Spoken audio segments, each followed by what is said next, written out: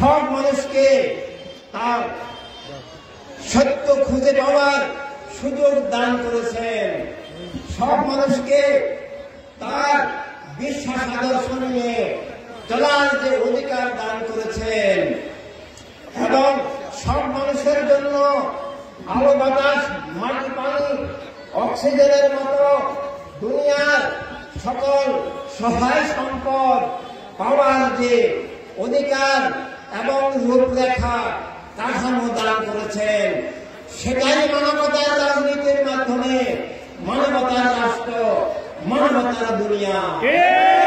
তাই মানবতার রাজনীতি শুধু নিছক রাজনীতি নয়, মানবতার রাজনীতি জীবনের নীতি। মানবতার রাজনীতি দুনিয়াতে সত্য আর জ্ঞানের মুক্ত প্রবাহ দাঁড়িয়ে থাকার নীতি।